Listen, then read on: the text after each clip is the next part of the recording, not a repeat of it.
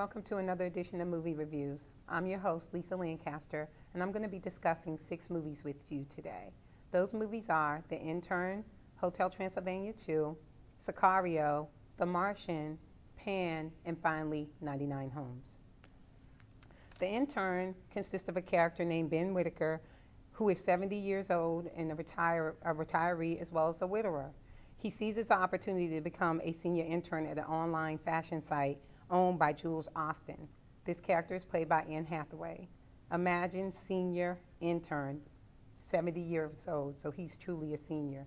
But it's a great movie in which the character, Ben, teaches Jules a couple of life lessons along the way.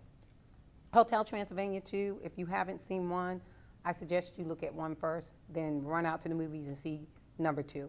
Home Run, great movie. Adam Sandler's character is Dracula.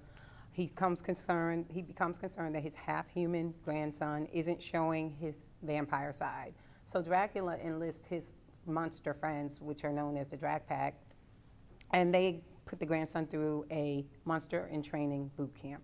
Hilarious movie, gotta see it. I recommend it. Sicario, this is a sleeper movie.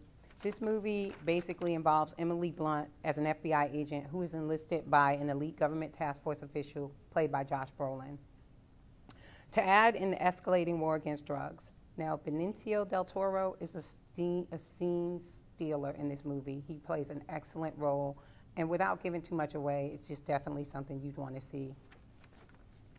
The Martian, excellent movie. Matt Damon got plenty of advertisement out there. After an exploratory mission goes awry, lone astronaut Mark Watney, who's played by Matt Damon, is left for dead on the hostile surface of Mars. How he survives until he is rescued is amazing.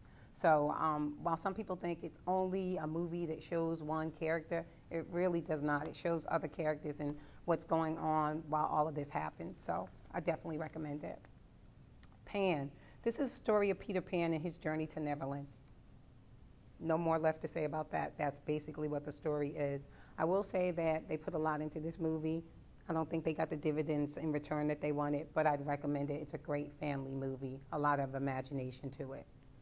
Finally, I want to talk about a sleeper movie. I call this a sleeper movie alert. When I say sleeper movie alert, it's a movie that you probably haven't heard about, but it's definitely worth seeing. 99 Homes.